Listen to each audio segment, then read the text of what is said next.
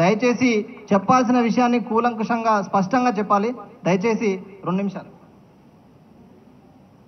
వేదిక మీద ఉన్న హరీష్ అన్నకు, అదేవిధంగా కృష్ణన్నకు, రాకేష్ రెడ్డి అన్నకి, అదేవిధంగా అశోక్ సార్కి, నీలం వెంకటేష్ అన్నకి ప్రత్యేక ధన్యవాదాలు. ఇక మనం ఏం చెప్పినా ఈ కాంగ్రెస్ పార్టీ వాళ్ళు మారరని నేను గతంలో అద్దంకి దయాకర్ వచ్చినప్పుడు చెప్పిన. దొడ్లో ఉన్న గొడ్డైనా మారతారు కానీ వీళ్ళు మారర్రా బాబు. మనం ఈ అన్ని టైంలు మీటింగ్లు వేస్ట్. రేపు జరగబోయే ఎన్నికలలో ఈ కాంగ్రెస్ పార్టీని ఓడగొట్టడమే మన లక్ష్యం. ఎందుకంటే ఈ కాంగ్రెస్ పార్టీ రావడానికి నేను కష్టపడ్డా.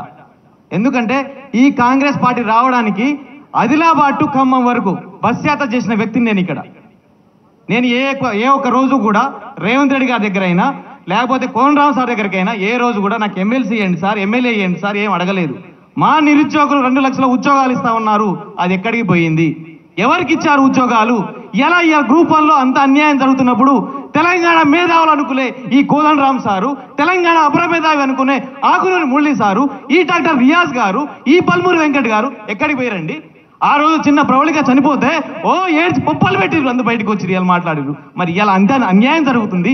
ఇలా ఎస్సీ ఎస్టీ బీసీ బిడ్డలకు అన్యాయం జరుగుతుంది. జియో 29 వాళ్ళందరికీ అన్యాయం జరుగుతుంది. దాని గురించి ఎందుకు మాట్లాడతలేరు? ఎంతసేపు మీ పొగడతల వర్షమే 60,000 70,000 80,000 ఎవరికి ఇచ్చారు? మీకు దమ్ము ధైర్యం ఉంటే అశోక్ నగర్ చౌరస్తాలో, దిల్సుఖ్ నగర్ చౌరస్తాలో వచ్చి ఆ మాటలు మాట్లాడండి. మాట్లాడలేరు. ఎందుకంటే వాళ్ళు ఇచ్చింది ఉద్యోగాలు కాంగ్రెస్ పార్టీ కార్యకర్తలకు కాబట్టి.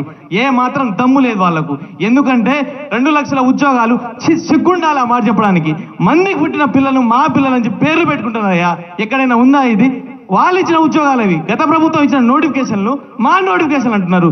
సిగ్గుండాలి. ఎందుకంటే మాకుంది చిత్తశుద్ధి. ఎందుకంటే మేము ఏ పార్టీతో సంబంధం లేదు. ఫస్ట్ మీరు గుర్తుపెట్టుకోండి, నిరుద్యోగులకు రాజకీయ పార్టీలకు సంబంధం లేదు. ఇక్కడ ఏ నిరుద్యోగి అయినా ఏ పరిపాలన బాగుంటే ఆ పార్టీకి సాయం చేస్తాడు, ఆ పార్టీ కోసం మాట్లాడతారు. కాబట్టి సిపిఎం రాష్ట్ర కార్యదర్శి జాన్ వెస్లీ గారికి స్వాగతం. అదే ఏ పార్టీ మాకు సంబంధం లేదు. ఇప్పుడు ఇక్కడ రాగానే కొంతమంది ట్రోల్ చేస్తారు, ఇక మొదలు పెడతారు. వీళ్ళు కాంగ్రెస్ పార్టీ, వీళ్ళు బీఆర్ఎస్ పార్టీ అని, బీజేపీ పార్టీ అని. అరే నాయన, మీ పార్టీ గెలవడానికి నిరుద్యోగులు మామూలుగా తిరగలేదు. ఒక్కొక్క నిరుద్యోగి 10 మందిని ఇన్ఫ్లుయెన్స్ చేసిర్రు. వాళ్ళ అమ్మమ్మను, తాతమ్మను, నానమ్మలకు కాళ్ళు మొక్కిరు కాంగ్రెస్ పార్టీ రావాలని. కానీ ఏం చేస్తారు? ఇప్పుడు అదే నిరుద్యోగులు అశోక్ నగర్ చౌరస్తలో, దిల్సుఖ్ నగర్ చౌరస్తలో రేవంత్ రెడ్డి గారు మంత్రులు వస్తే చెప్పులు ఇస్తాం రెడీగా ఉన్నారు. నిజంగా చెప్తున్నా. ఎందుకంటే నేను కాంగ్రెస్ పార్టీ ఫేవర్ని. నాకు అవసరం కూడా లేదు. ఎందుకంటే నేను కరడు కట్టే కాంగ్రెస్ పార్టీ గెలవాలనుకున్నా. కానీ కాంగ్రెస్ పార్టీ పాలన చూసిన తర్వాత నాకే అసహ్యం అనిపించింది. కాబట్టి దయచేసి మాకు ఏ పార్టీది కూడా సంబంధం లేదు.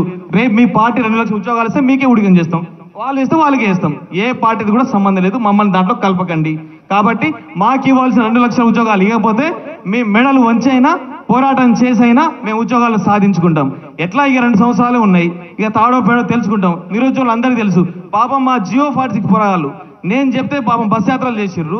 పాపం వాళ్ళు గ్రామీణ ప్రాంతాల్లో తిరిగిర్రు. కానీ వాళ్ళకే న్యాయం చేయలేదు ఇప్పుడు దాకా. కాబట్టి ఒకటే ఒక మార్గం మనకుంది, ఎలక్షన్స్. రేపు జరగబోయే ఎలక్షన్స్. మనమా ప్రభుత్వమా? రెండే. ఇక మాటలొద్దు. ప్రభుత్వాన్ని ఓడగొట్టడమే మన ప్రధాన లక్ష్యంగా ముందుకు పోని ఎజెండా పెట్టుకొని ముందుకు పోదాం. మా నిరుద్యోగ మిత్రులు రెడీ కాంగ్రెస్ పార్టీ ఓడగొట్టడానికి. మీరు రెడీ, మేమైతే రెడీ. ఎందుకంటే మా సత్తా ఎంత ఉందో, మా సామర్థ్యం ఎంత ఉందో అన్ని బయట తీసుకొచ్చి కాంగ్రెస్ పార్టీ ఓడగొట్టడానికి ప్రయత్నం చేస్తాం. మీరు రెడీగా ఉండండి, మేము కూడా రెడీగా ఉంటాం. Thank you so much. చాలా ధన్యవాదాలు. నీలం వెంకటేష్